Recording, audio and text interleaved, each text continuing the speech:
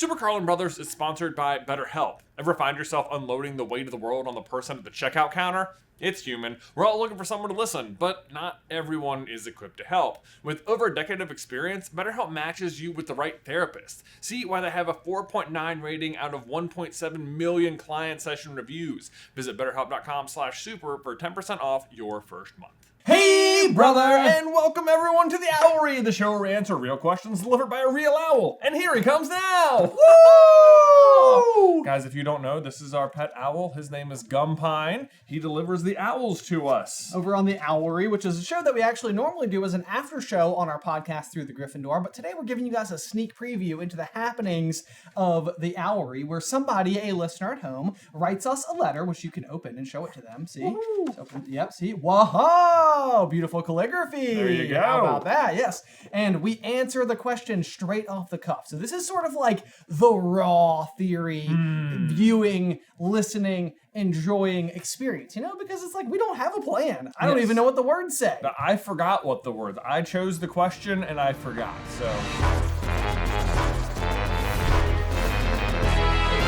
Hey, brother! Here we go. Today's letter comes from Moose. Hi, Hey, brother. We know Dumbledore is sworn by Snape not to share his love for Lily. You bring up a good point that there is no obvious reason why. Dumbledore honors his word and does not tell anyone. What if Snape didn't ask it to be kept secret? Would the Order trust him more? Would it make being a triple agent harder? How would they react to him killing Dumbledore? Moose. What if Snape... so basically, all right, this is a good question. What if Snape didn't ask for his crush on Lily to be a total secret? Like, and this is a surprising one too, because this is Dumbledore literally looking at Snape and being like, the best of you, like the best thing about you, you don't want me to share with anyone. Snape doesn't really have a very good reason for it either. At all. Yeah, like what does he think the worst case scenario is there? Like is it shame? Is it embarrassment? Is it the fact that like James ultimately like one? Obviously. One feels like the wrong word. I know. It's like they're falling in love, not playing a game. Right. You know? But I know what you mean. Where it's like, from his perspective, is that like what he's... Yeah, that's the truth, but what does Snape think? What does Snape think? Exactly. Yeah. Because it feels like his perspective, to me, is much more like pure, at least when it comes to Lily. Like as Dumbledore says, like, this is the best of you. This is not a characteristic that we should look at and critique and see as like negative. So it's like you want to assume that what's happening in Snape's mind isn't that he's like afraid of the attached shame that could come from this information coming out. Yeah. At bare minimum. So from there, it's sort of just like a mystery that... I guess if the information, if like Snape is the one who tells Dumbledore that Voldemort's targeting the Potters, then maybe he doesn't want people to know that he loved Lily and that's why he came over, because then it's like, it feels like he only came over because of, well, I mean, like, then it, like, he's the one, maybe that information also comes with the information that he's the one who told him about the prophecy at all. Like, if... I guess ultimately it doesn't really matter. The question is, what if people did know? Okay, what if... Yes. Okay, so let's see. Where does it matter immediately? Like, you have to think... No one can ever know. So, because right away, like, Lily and James would then know. Right? James would know. Because all of that, the agreement happens before their death. Okay. Right? So he might not want James specifically to know. Right, yeah, well... Right. Snape is assuming this information will save their lives. I don't know. I don't know if this information would have come out by the time James and Lily had died. What? Like, Snape goes to Dumbledore and tells him Voldemort thinks it's the Potters. Right. He thinks it means their son. Right. Yeah. And Dumbledore's all like, whoa, the prophecy spoke of a... The prophecy did not refer to a woman. It spoke of a boy born at the end of July. Yes, but he thinks it's her son. A boy, not a woman, or whatever. Right. Yeah. He means her son. He means her son. Right. And he says, protect them. Okay. Yeah. So they're not dead yet. No, I know, but like, why would this information have to come out now? Like That Snape loved Lily? That Snape loved Lily. Like, just because it could doesn't mean it would. Well, like, I guess that's true. At this point in time, like, if they're going to accept Snape, because what Dumbledore's going to then ask Snape is, you have to, I'll do it, but you have to do everything I say. Sure. So then Snape's going to come over and join the Order, and everyone's going to be like, why do you trust him? When will Snape come over and join the Order? I think immediately. Like, you think he's showing up for meetings right away? Because I think... That's what he was doing. I think he resumes his role. He resumes his role as Voldemort's... No, like when the Second War starts, he resumes his role as double agent, right? Correct. Yeah. But like, to me, I feel like during this particular time frame, is not like when this piece of information would come out, because it would, like, at that point in time, I could see like Dumbledore being like, this is not going to be helpful to anybody involved in the situation to share now. But the real issue with Snape loving Lily is that Dumbledore is never allowed to tell anyone the actual ironclad reason why he trusts Snape so much. Right. And that, I think, doesn't really become a question that is deeply important until well after the fact. Well, it matters if he's going to start showing up to Order meetings before Voldemort falls the first time. But we don't know anything about that time frame. We don't know if he does, other than... But I guess Voldemort thinks he's like in Dumbledore. I don't know. That's a good question. You're right. Let's skate past that. We'll assume for the sake of answering this question, we'll assume that Dumbledore says, thank you for the information. I will protect the Potters. You will do everything I say. You will report directly to me. I don't even want the Order to know you're like directing to me, because it might affect how they act. Right. Yes, exactly. Okay. Yes. Dumbledore has gained intel, and I think that this would be true all the time with Dumbledore, where he is collecting and gaining information. I mean, and this is what he's doing all through Half-Blood Prince, right? Like, he's sitting down with Harry. He's showing him memories of, like, the Gaunt Shack and Hepzibah Smith and Wool's Orphanage. Like, do we believe that Dumbledore has also shared that information with any of the other members of the Order just because he has the intel? Well, not that information, because that's all specific Horcrux information that he only wants Harry to know, because that's like, it has to be Harry who knows, because the more people who know that, the more Voldemort can know people know a secret. Well, that's also true, but the prophecy is then the other piece of information that Dumbledore would never share with anyone else other than him and Harry. Right. Well, he doesn't tell the Order the prophecy. That's what I mean. Yeah. So why would he tell the Order where he gets the intel from Snape? If Snape is joining the Order, because that's what he asked him to do. Well, I think he's joining the Order, but I think he's doing it more like covertly. Like, okay. I would not believe that the Order truly knew that Snape had switched sides until well after the fact. So, right. So, like, he starts showing up to the meetings on the second Wizarding War, and people are like, whoa, we sure about this guy? Yes. Yeah, that is essentially the issue. And the fact that they would know that he's a former Death Eater, because that's going to go back to the Pensieve and Goblet of Fire when Harry goes into the memories and he sees Severus's name brought up as a former Death Eater, and Dumbledore will stand and say, I've already given testimony on this subject. Severus Snape is no more, or was a Death Eater, but is no more any more than me. Right. Yeah. So he's had it has come up. It has. Yeah. That is after the Potter's death. That's after the Potter's death. That could be like he gets hired at Hogwarts as the potions teacher, and people are like, got a bad news for you, Dumbledore. That guy's a Death Eater and problems. Right. I mean, I would imagine the very moment that Severus Snape walks into the castle, McGonagall is like, I have a question. And it has everything to do with him. Yes. And so then Dumbledore's like, Severus Snape loved Lily Potter. And she's like, oh. Right. Yes. And then I think that, like, Minerva, who would have been close enough to the castle, close enough to the people involved, and really everybody who would have known the rivalry between, like, James and the Marauders and Severus Snape during their time at school would be like, oh my gosh. Yeah. Because one of the things that I think is flat out ridiculous is that more people weren't speculating on the fact that Snape was clearly in love with Lily just while they were at school. While they're at school. Because, like, Remus and Sirius clearly have no idea. Yes, because I think Remus goes so far as to say, like, I think he was jealous of James's abilities on the Quidditch pitch. And it's like, I don't think it was that. I don't think it was that, bro. Yeah. Although so they don't have any idea. But so now, basically, as soon as he's hired, then you're right. Or at least whenever Dumbledore gives testimony as to why Snape is not a Death Eater, which he manages to pull off without revealing this information. Right. Just on his own ironclad trustworthiness. But if he can go up and say, like, the reason I know Snape's not a Death Eater is because he confided in me information that Voldemort was hunting the Potters. He revealed this information to me because he was in love with Lily Potter. Right. For his entire life. Right. So then it really comes into effect, like, because I think Dumbledore, at his absolute core, knows that love lies at the very center of this whole argument.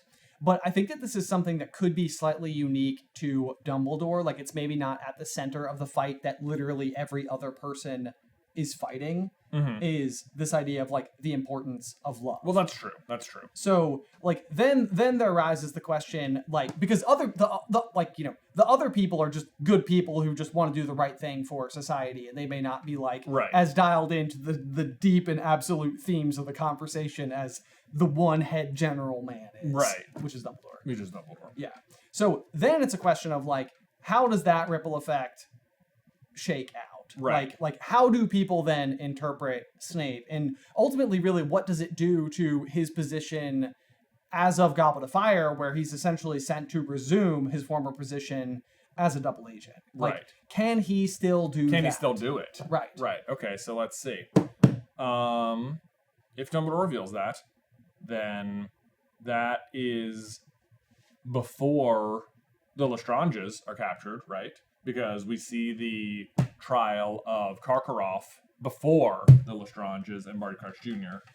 Correct. Right? Yep. He names names, and one of the names he names is Snape, and that's when Dumbledore says, no more than I am. No more than I am, right? So at that point, the information becomes very public. Right. Right. In which case, if the Lestranges are still at large, which we know they are, and at least Rookwood, and, like, maybe he doesn't want the information to come out because it makes him such a target from the other Death Eaters. Well, but then that's the thing, is then Malfoy's still out, the Lestranges are still out. There's, like, still active Death Eaters. So, like, do they come, like, they can't come a knocking because then they get arrested.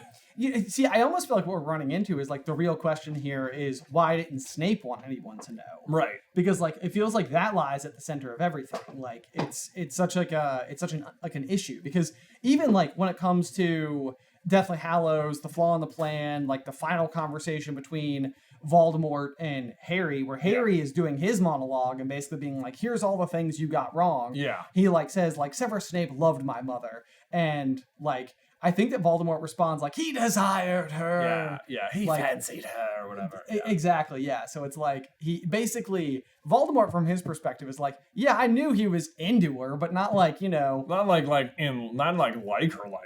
Yeah, not like sitting in a tree, Kissing. Right, Can you imagine? Lily and Snape, gross, Potter. Agreed, but relevant. Agreed, but relevant. Oh man, Voldemort all of a sudden starts, like, going to, like, a whole thing about, like, how James Potter was such, like, a hottie. It's like, your dad, really good looking. Great hair. I miss it. Reminded me of a young me. Reminds me of a young me. Not unlike yourself. You can join me. It's not too late, Potter. We can do it. We can take him. I think we got it. One of us is the master of this thing. We're about to find out, aren't we? Oh, man. Our powers combined. Captain Planet. Hard left turn. Yeah. All of a sudden, Voldemort's an environmentalist. Okay.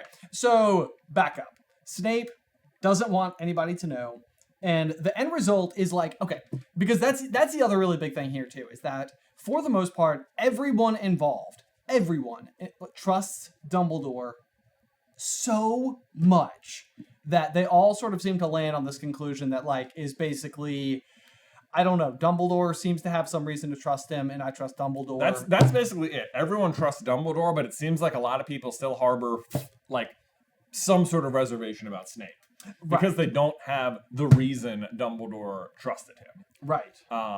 So to that end, if everyone just knows, then it makes Snape a much more, like, public good guy in general. Like, he's not at Hogwarts. Like, there's no way he's at Hogwarts favoring Malfoy all of a sudden.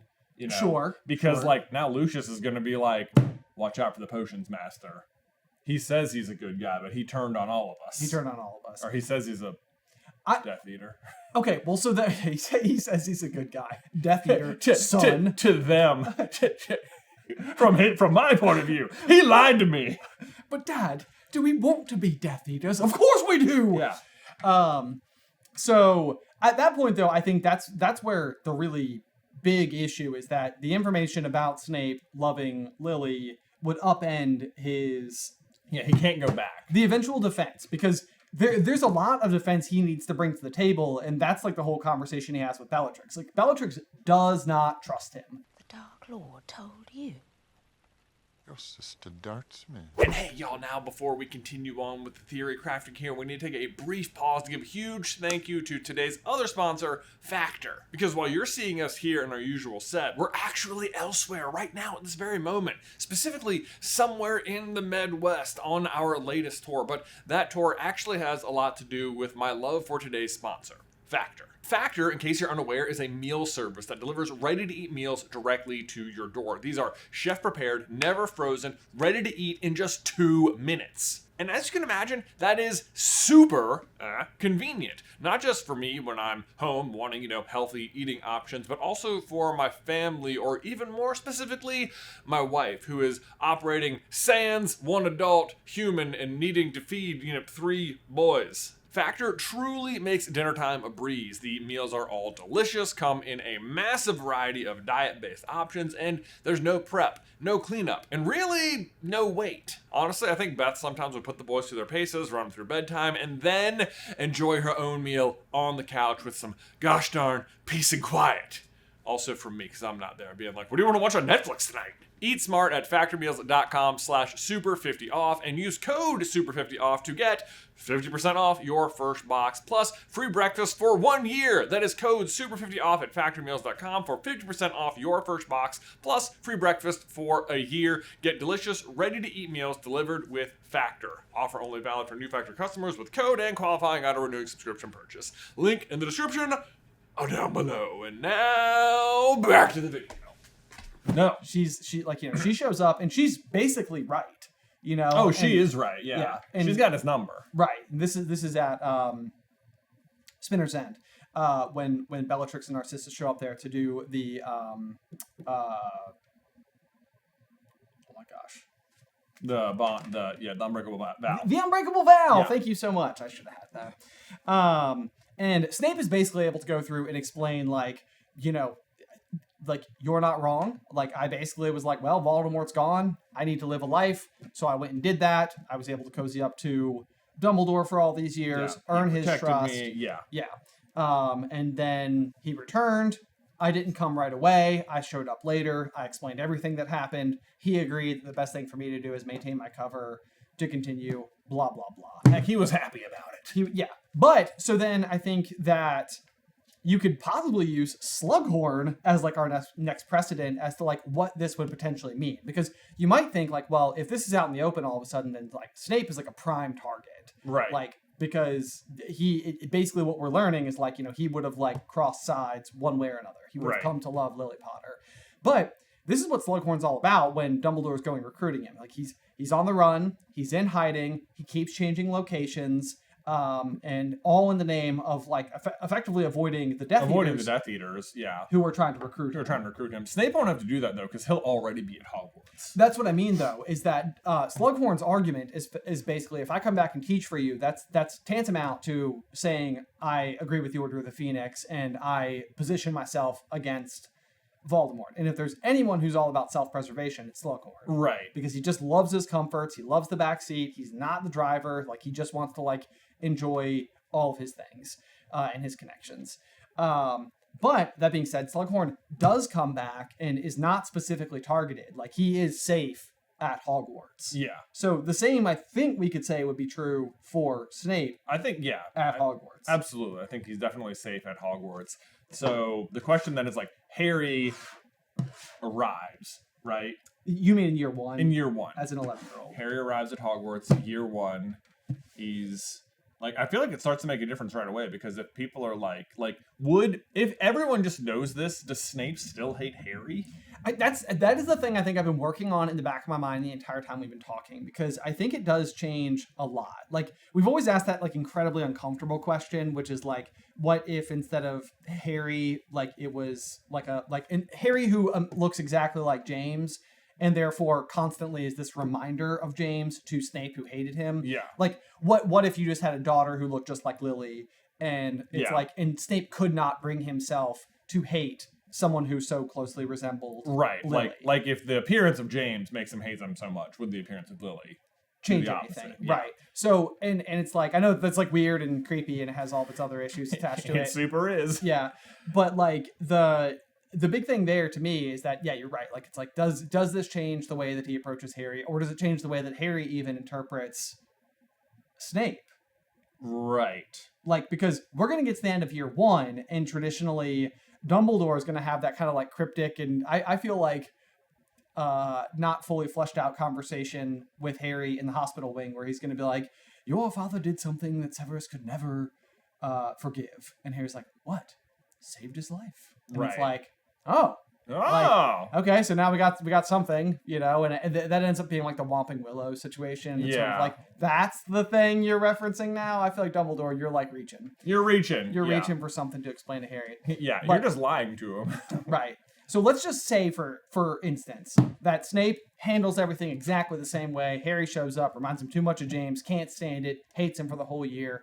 Harry finally gets that conversation with Dumbledore, who's the first person who can properly sit down and with authority explain something to Harry, which is basically like, there's a reason that Severus is going to be so mean to you, and it has everything to do with who your parents were, specifically that Snape was in love with your mother, and your mother chose your father instead. Right, and you look like your father. Right. So at that point, I think is when you can really start to like jump off the springboard and say, this is where the differences would like begin to lie. Right.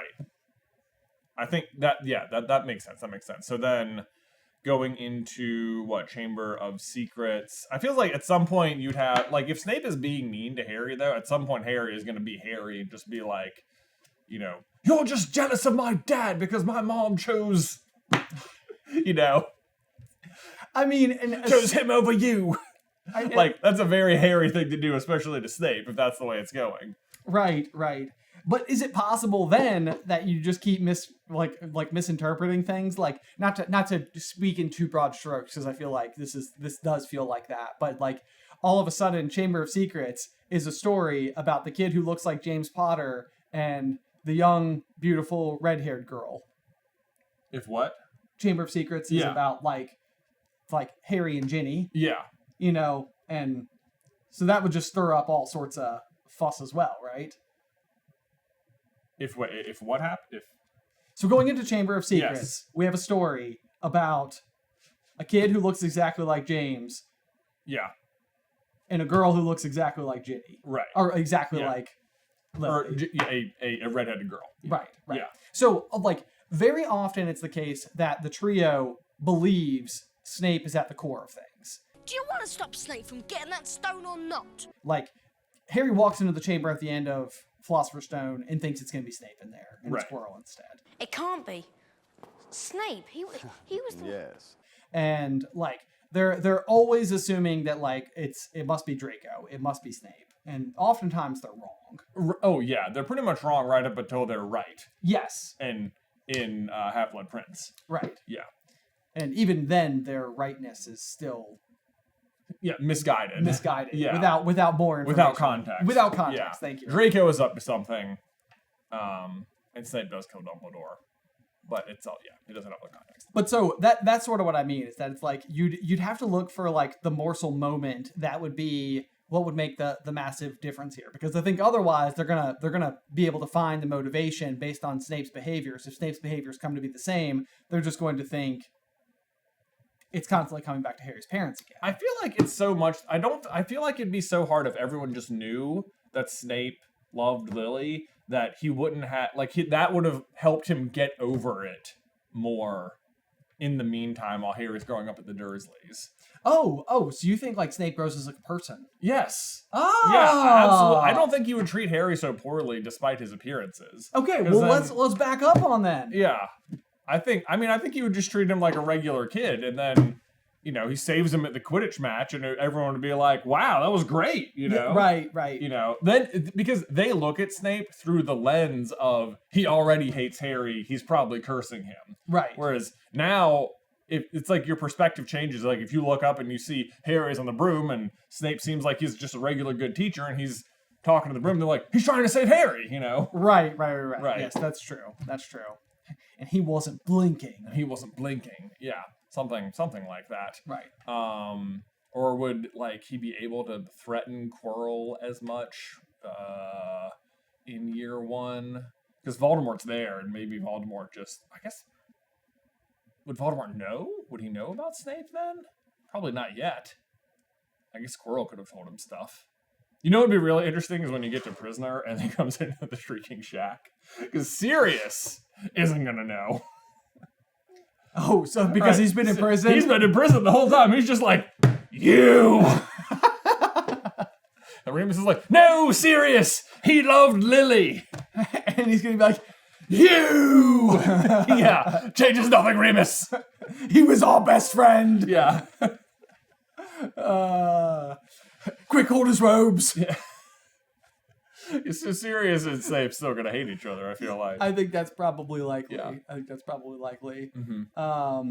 But is there a chance that like Snape in that moment tries to like pacify Sirius? That's possibly true too. Yeah. I mean, Snape is probably gonna suspect Sirius as much as everyone else, because even Dumbledore suspects Sirius. Yes, right. Yeah. That mystery is so grand that nobody else other than Sirius and Peter knows what actually happens. Right. It is, is it, I guess there's no reason to have been like, oh no, Peter was a rat, because everyone thinks Peter's dead. That doesn't really work. But like, Snape saves them. He goes up, he says, Black, like, confunded them. Like, Snape's more likely to trust what Harry and Hermione say about what happened next. Sure. If that's it. So maybe if he can, and he's the one who gets the fudge first and is like, oh, I saw Black had confunded them, and he was like, oh no. Like, if Snape trusts Harry more, that helps a lot of situations. It does.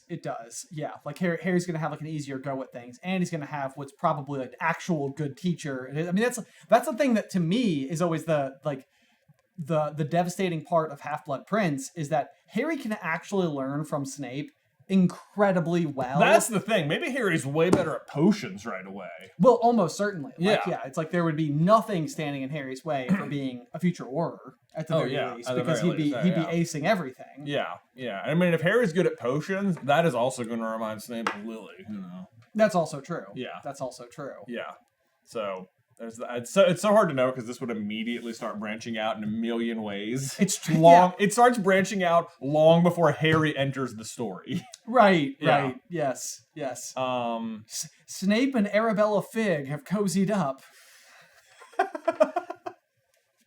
I'm just trying to ship Arabella Figg with anybody, you know? I mean, she just deserves happiness. Don't make Snig, man.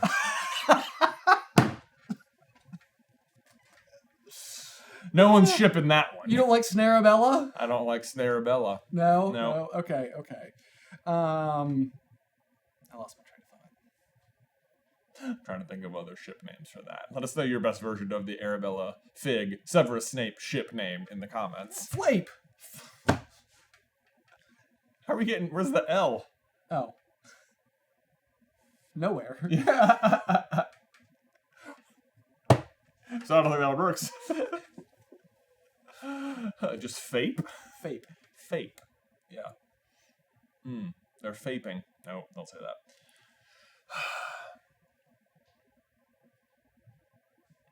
Yeah. Okay. Does any of it matter? Because here's the thing. Like, we're talking as if Snape, as it pertains to the Death Eaters, is going to be perceived as this, like, ultimate backstabber.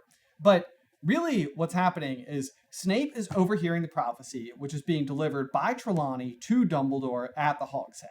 right? Right.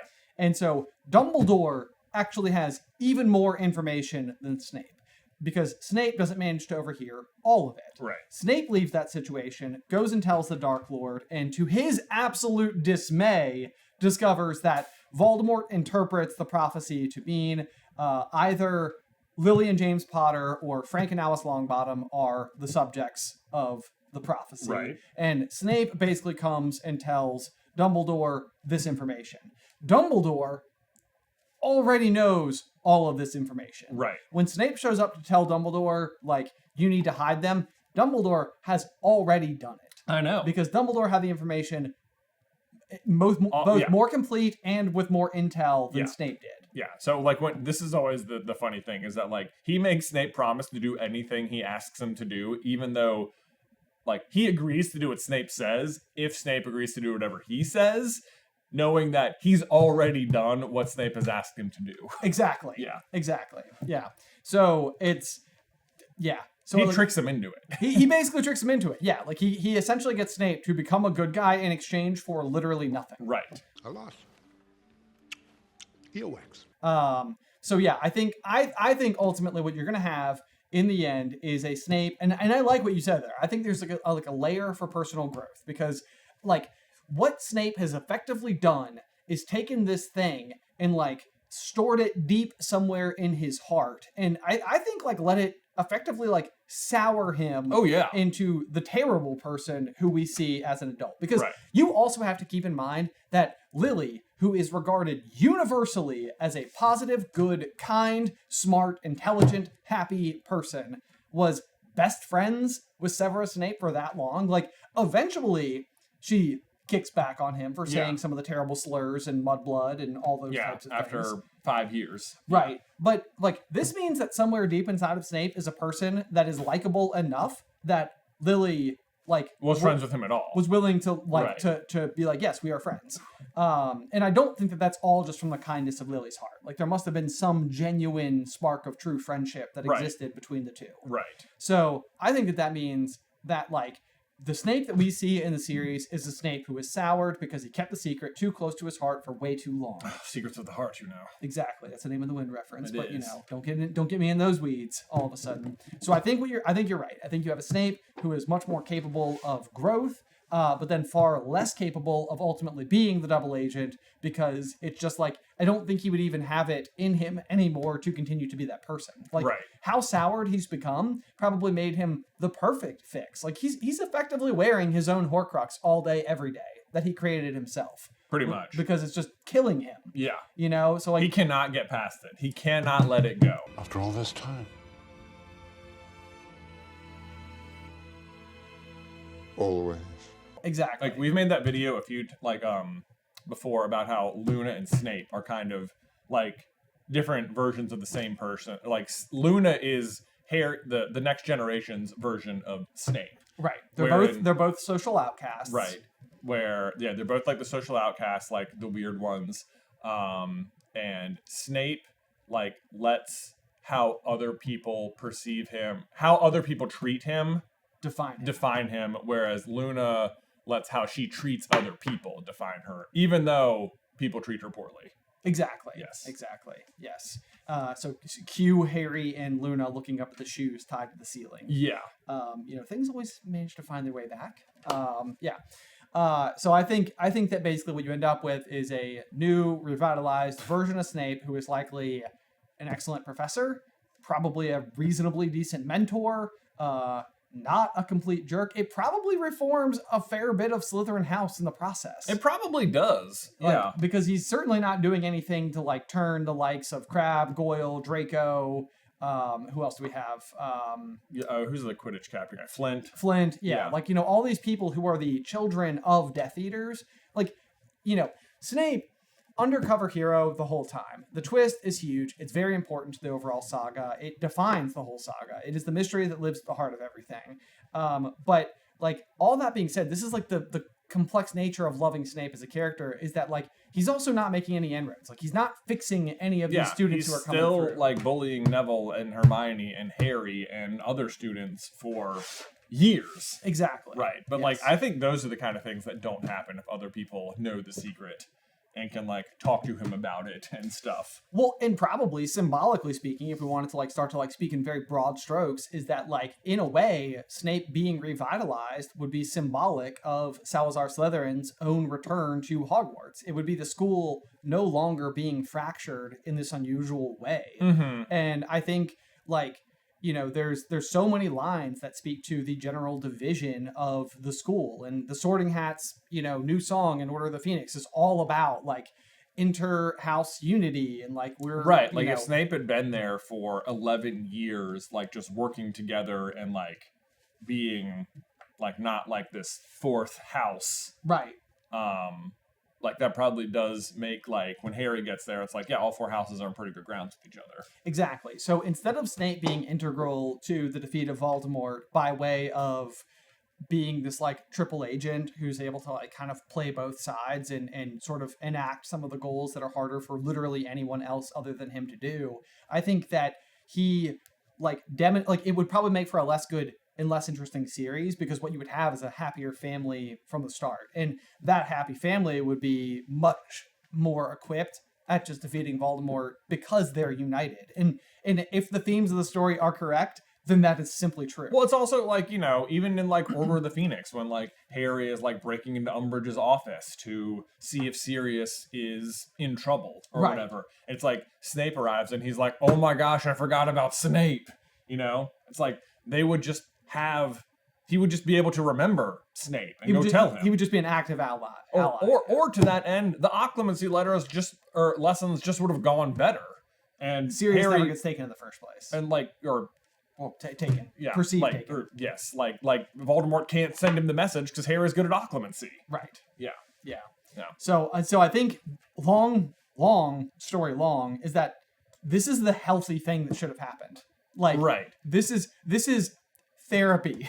Yeah, you know? it's therapy, because at the end of the day, like I feel like it's like Snape lets his hatred of James outweigh his love of Lily. Because that's basically what it is. And I think it's probably like 51-49 or something. You know, it's right there. It's right but there. If everyone was there and he could talk to him, like that's what keeps him at distance from Gryffindor House. That's what keeps him hating Harry the whole time. Right. But if he can just tip the scale just a little bit, then he can be like okay with Gryffindor. So he can be okay with Harry. He can like let the love for Lily be the thing that defines him, not the hatred of James. Right. And then I think even like if you look at like all the other professors, everybody else involved, it's like I think that for the most part in the main series, all these people are begrudgingly accepting him on the basis that Dumbledore trusts him. Says they have to. Yes, exactly. For a reason they don't know. But that also probably means that they are not like having an outpour of support for Snape as an individual, as a friend, as a coworker, like in the same way that you may imagine any of those roles in your life being prominent people there. Like McGonagall's probably not going and checking in on Snape to make sure he's okay. Yeah. But if you understand what he's going through, then you probably do, which means that the whole thing is more strengthened. They're all better together because of it. You shouldn't have kept that secret. You shouldn't have. You shouldn't have. There you go. Guys, I hope you enjoyed this preview or special look into the Owlery. Yeah, honestly, it's really not that different from like what we do when we're theory crafting here on the channel. Like Jay and I have whiteboards literally everywhere in the room. We will sit down and literally just go back and forth and have these kinds of conversations and arguments and debates and whatever to like try to chip away at the overall story until we can get to the finished product that lies on the inside. Yeah. And then try to put it into words. Yeah. And if you want to see more discussions just like this, we have an entire backlog of the Owlery, which you can totally go check out over on the Through the Griffin Door Patreon page. Yes, so patreon.com/Through the Griffin Door. That's the Owlery tier. We do have a handwritten calligraphy letter delivered to us by our trusty dusty Owl Gumpine every single week. Yes. Honestly, what I think would be really cool to do is to go and watch some of the Owlery episodes that then correspond with actual SuperCarlinBrothers videos. Yeah, because this is where a lot of like good ideas for videos come from. It is indeed, yeah. So you can literally see like the work in progress version of it followed up by the highly polished, highly detailed, well-scripted version of it. So links to that stuff in the description down below. Otherwise, until next time, bye!